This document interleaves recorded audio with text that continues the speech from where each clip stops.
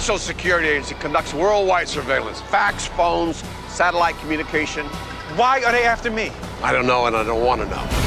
Something that interested me in this piece was actually giving a fresh eye to the surveillance world today.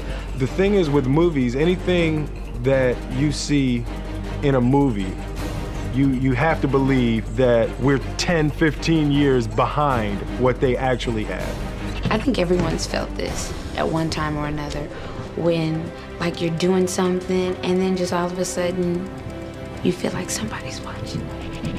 I think that all of us have a bit of paranoia in us about people getting into our lives, and that's fascinating to people, I think. This picture gives you an inside look into a world that you've never been in before, how things work, how you can be monitored. So I think that is a lot of fun for an audience to watch.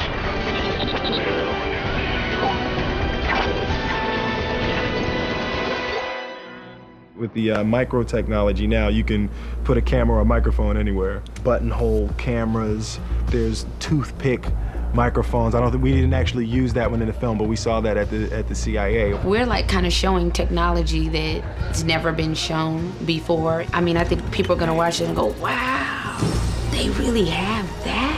And you can put cameras just about anywhere. Cameras are pinhole size. There is no place to hide right now. And the big daddy in this movie is this satellite which rotates around the Earth 155 miles up. I don't know how much the general public know what goes on in the world today, but the world is covered 24 hours a day. They have satellite surveillance of every inch of the Earth. And the resolution on the cameras on those satellites can read the license plate off of a car and also get face recognition. So you could be anywhere in the world, they could focus in on you and recognize you. And I thought that was really interesting, making that the third character in the piece.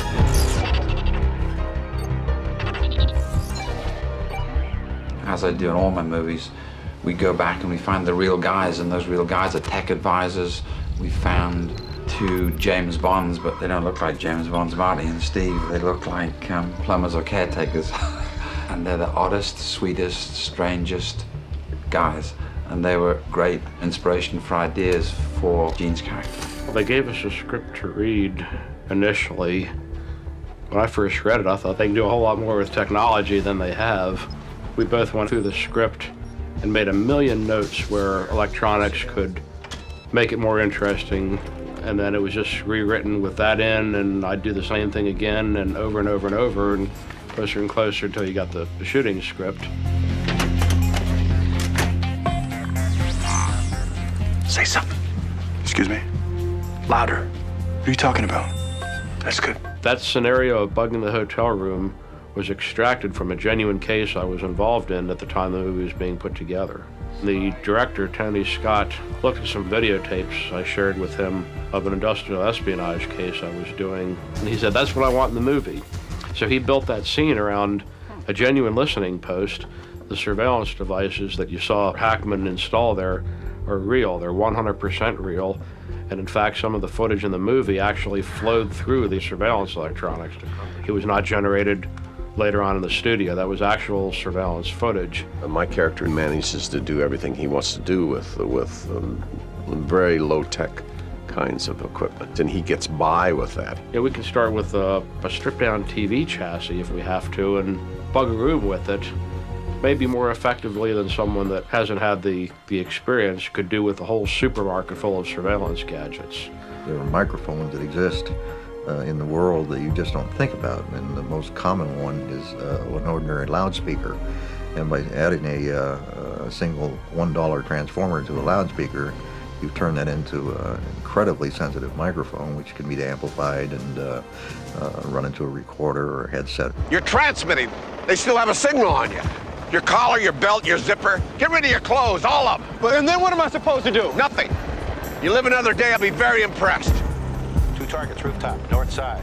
Understood, 2 targets, rooftop. Maintain visual, please. Gene exposes him to a world that Will is not familiar with and has never seen before, and he takes him into a place that Gene calls his jar. This is where I work. It may seem strange to you, but this has been my office for 15 years. It's completely secure. Copper wire mesh keeps the radio signals out. The Jar is a workplace that Marty and Steve, our two tech advisors, used to have when they're in full operation. The Jar is this electronics marvel that my character has put together. It's all covered in copper mesh so that no one can eavesdrop on him. There are no outside lines coming into this room. And it's all self-contained. It had a generator. And the idea is not to let any signals be able to transmit out of there. So it would not be theoretically possible to bug him. More technology you use, easier it is for them to keep tabs on you. The screen room built for the movie worked so well that it was impossible to use wireless mics on the actors in there. I think the sound guys ended up putting the receiver for the wireless mic, the antenna, actually inside the screen room before they could get a signal.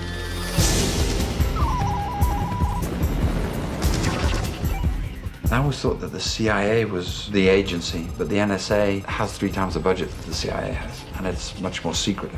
I'd say 60% of America is not really aware of what the N.S.A. does. They've been called no such agency, so the government denied they existed for many years. Oh, conspiracy theorists of the world unite.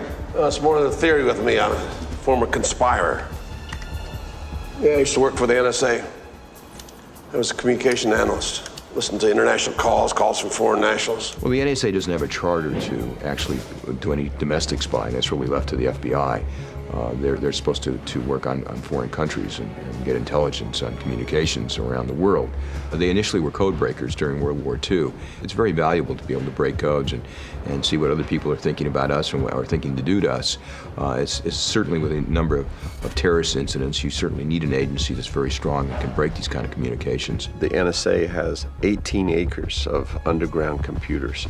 And you know how many spy satellites, 200 some odd spy satellites or something like that in the air. Well, that's amazing. This agency, perhaps, is the largest employee within the intelligence community in our arsenal. Their resources are phenomenal, and they are capable of listening to just about every kind of communication. And you can just imagine the power that these guys could wield if, in fact, they could monitor U.S. citizens. The bad guy in the movie is not the NSA. The bad guy in the movie is a rogue operative, which is John Voight's character. And he took advantage of his position within the NSA to conduct these surveillance operations, which were rogue operations. We need 2 techs with full electronic capabilities, 2 Humpty Dumptys. Get Fiedler to organize it. And call Kramer to get us some ex-military cutouts. Usually there's a check and balance in these organizations, but every once in a while there's kind of an air pocket and somebody gets in there who's really not responsible, and they can do some pretty bad things. And this is the case with this fellow. The concept is a believable one. He's in that gray area that Ollie North was in, for instance, where he was able to do things in the name of the national interest without being challenged. Thank God this guy is not the norm in the NSA. He's a very, very rare bird, but he's real, too. These characters exist. What you need is strong oversight committees watching over what their operations actually are.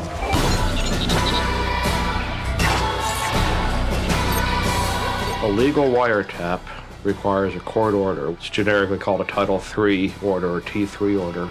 In 1 year, there's only a little over 1,000 court orders issued.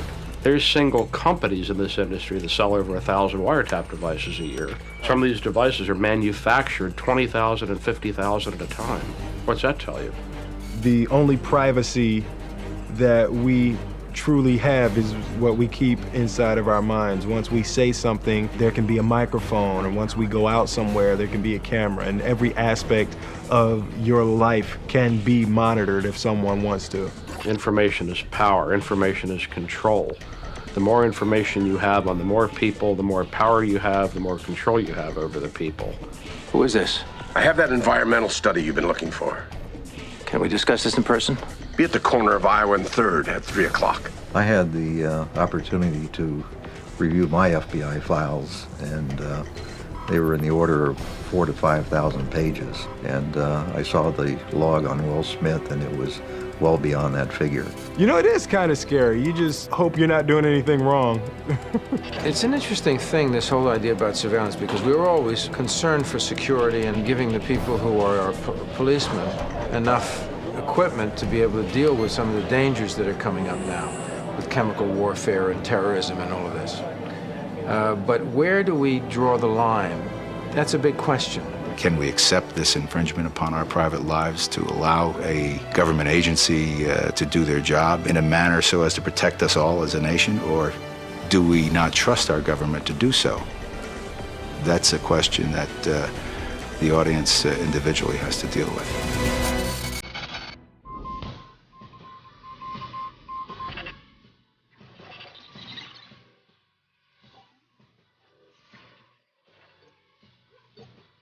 The first script that I read, I didn't really hook into the characters, and once I got the second pass, then I said, this is Gene and this is Will. And especially with Gene being in the conversations, it's like conversation revisited from 20 years ago.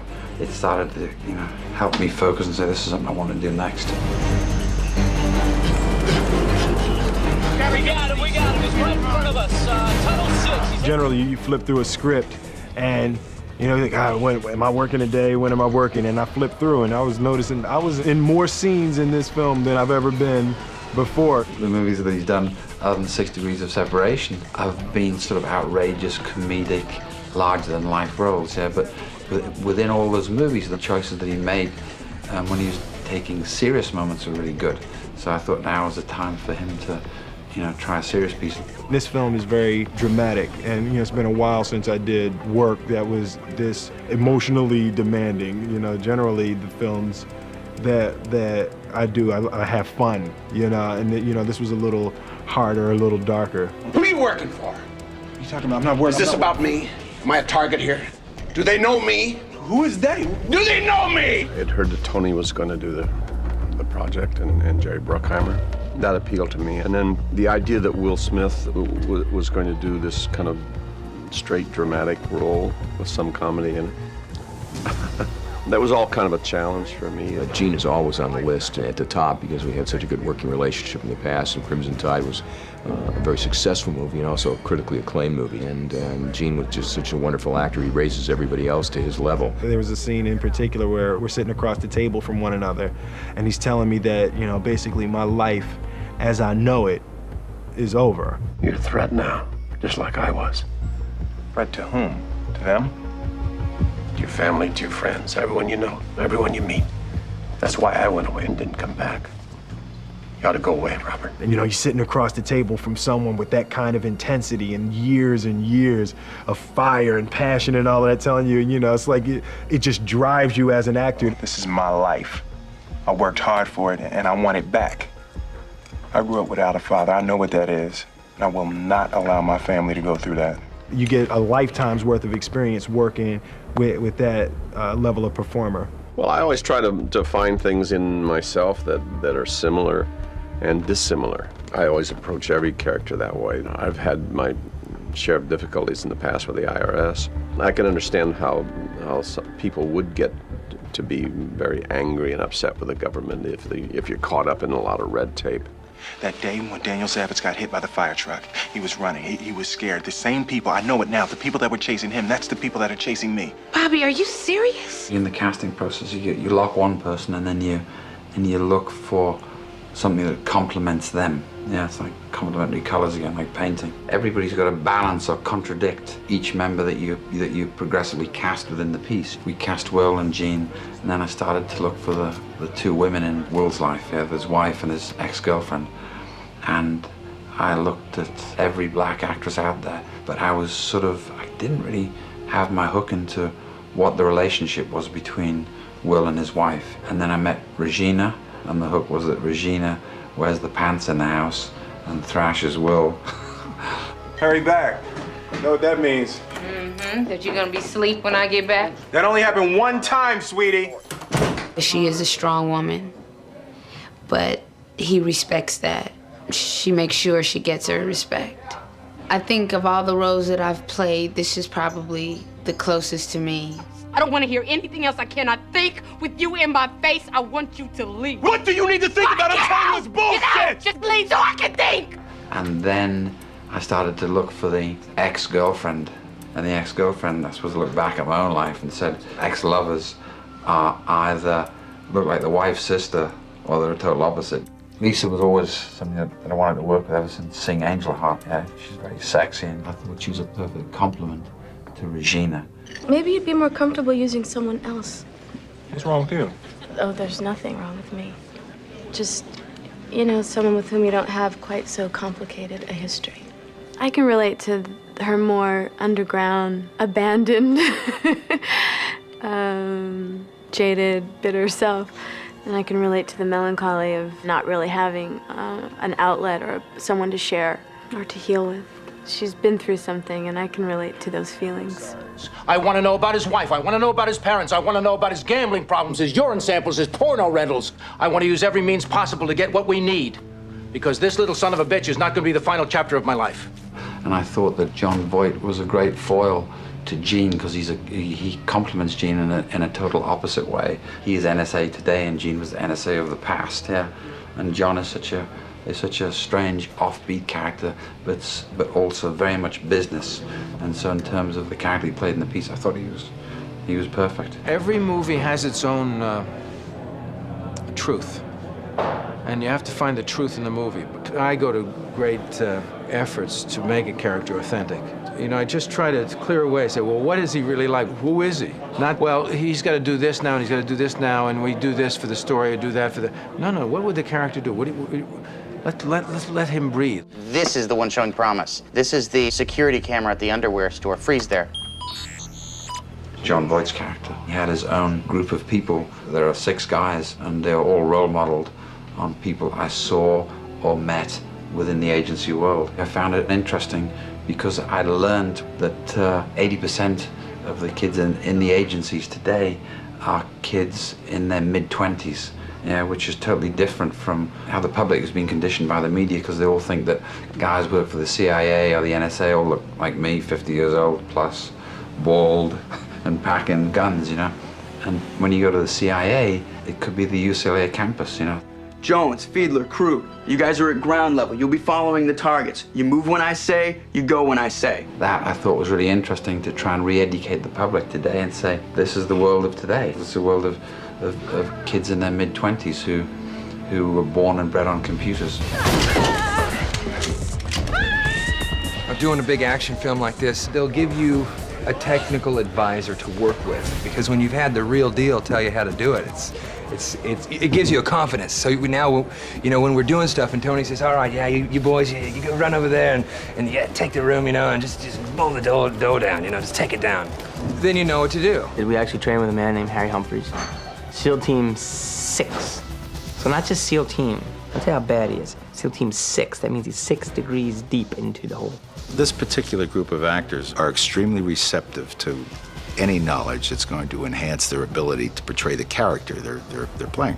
These guys gave me their complete attention from day one. They knew they were in trouble. They weren't moving right. They knew it. They were uncomfortable. After a few days, I went through a complete cycle of training because of their positive attitude. In a matter of a couple of days, I had them looking like they were professionals that have been trained for years. I think the action is shot extremely well. Tony is a master at capturing the essence of the action that we're trying to portray. We're in the transportation business. We transport you from one place to another. And that's the fun of this picture, because we're going to take you on a wild ride with Will Smith as he's being chased through this pictures. You jumped to 15. Go to 15. By nature of the story, this piece doesn't draw breath. It's a character-driven piece. It's an action piece. They are strong characters with integrity, and it's an odd piece. You know, it's got all the elements that I usually look for in a movie. You have to have a great story, populated with terrific characters, with an interesting theme, and it always got to work together. You got to believe it. And when you're making a movie, it's really about the team, because you never really can tell with a movie how it's going to turn out. Day to day, you shoot such small pieces, so you always have to bet on the team. And you know, with Gene Hackman and John Voight and Regina King and Lisa Bonet, Jerry Bruckheimer, and then Tony Scott, you know. So I mean, it was a wonderful team, and that's the kind of people I want to bet on.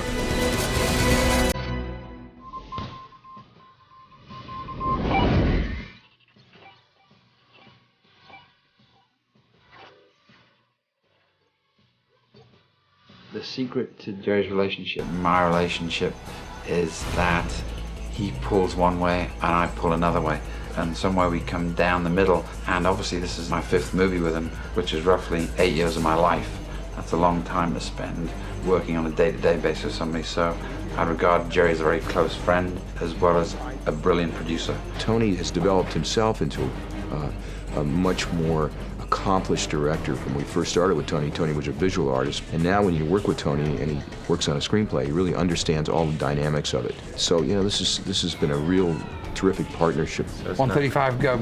It's not quite tight, and it's not quite Yeah. too tight. Right? I think I'll try and get one of those in hand. Yeah. As a director, you get tunnel vision, and they are working every day on one particular sequence and one particular thing. And I find it still very difficult to step back and get a sense of the overall movie and how it's actually working. But that's what Jerry is brilliant at, and that's why I've been in business with him for so long. They don't make any bones about what it is they're doing. If it's an action film or if it's a thriller or whatever it is, that's what it is.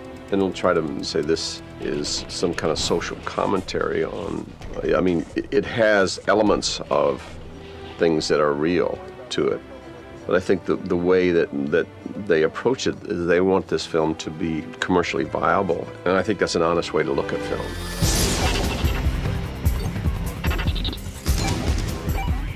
You know, it's a combination of the French Connection and 3 Days of the Condor and The Fugitive, and all 3 of those movies I loved. So, you know, I always try to emulate things that you love seeing yourself. And the reason I make movies is because I want to go to them. This is a movie I want to go see. Years ago, one of my favorite movies was 3 Days of the Condor and The Conversation, and that was always a genre that I wanted to actually look at and do on film. And in this day and age with, you know, satellite surveillance from 155 miles up, it's much more advanced than it was then. There are movies out there, I mean, in the last couple of years which are similar sorts of subjects which I feel have been boring. And I got the idea of actually when we were looking through some surveillance tapes that it's not a perfect world in terms of, you know, in terms of this digital world. It's a very, when I say it's a screwed up world in terms of, you know, speed changes and funkiness in terms of the image. If people can leave the theater and look up in the sky and not be sure whether or not Big Brother is watching, then we've succeeded.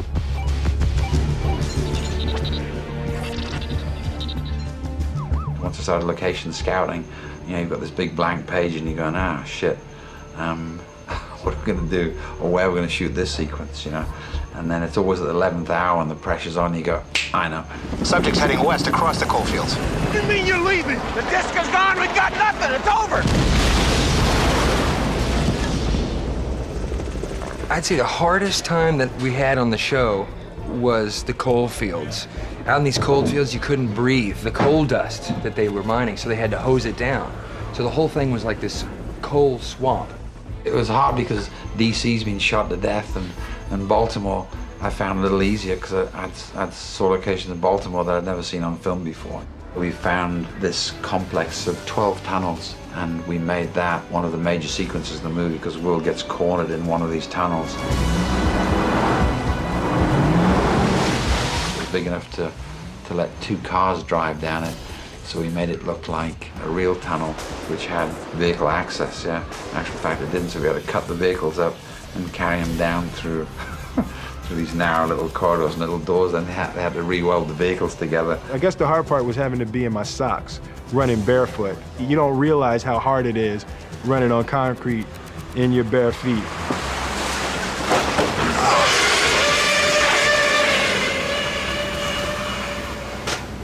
Let's go.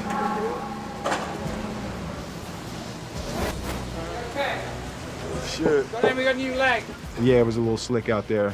And I was having that Kunta Kinte back to Africa thing going out there running in my bare feet.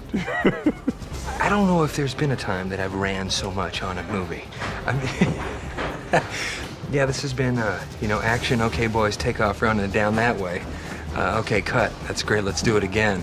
You know, and the way Tony works is he'll do it 30 times. So by your 30th time of running down the block, that's 30 blocks. It was really physical, leaping over cars, running downstairs, across buildings, rooftops, you know, fire escapes, through alleys. And you see the stuntman doing things that you can't do, and then you realize you've got to do some of that. You think, wow, that's more difficult than I thought it would be, and then you do it. Especially on this kind of a film with Tony Scott, he wants to do things a lot of times from a lot of different angles, so you end up doing things maybe 10 times or something. and it's actually tiring. We're shooting long into the nights, so we're all very tired. Everybody's very tired. But Tony is like, the longer you go into the night, the bigger his calves get. Something happens to him, and he gets stronger and stronger, and he just keeps going, and he's a great leader, so you follow him into the nights.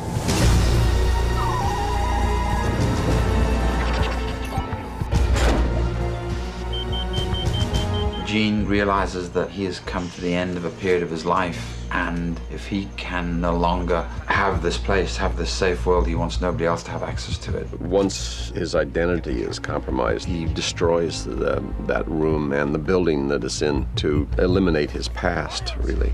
Get the hell out of there! This bitch is gonna blow! Go, go, go! The biggest problem that we have is that Tony Scott wants the building to move faster than it wants to, and it's hard to make something as big as a building do something it doesn't want to do. And I didn't want to stop the movie to blow a building up. I wanted the story to continue its forward motion. In this case, what we've done with a small building is we've literally gone up and we've severed the floor slabs and beams of the structure to make it more flexible so it can move quickly and freely. This is one of the columns under the three-story section of the building. And it's reinforced concrete. When you look up top, you can see the concrete itself connected to the beams. And what we've done is drilled 4 holes in this particular column, and each one has been loaded with explosives. There was 200 mortars that were 55-gallon drums that were special built, and there was basically 2 of them in every window. So, and every opening in the building was covered by a mortar. Once you push the button, you'll hear a loud crack, and that'll be all this trunk line going. And 3/4 of a second later will be the first fire. Then half a second, all my fire will be done, and then a second and a half we'll let it clear, and then another half a second, the building will start to fall. Once you push the button, it's all over they get.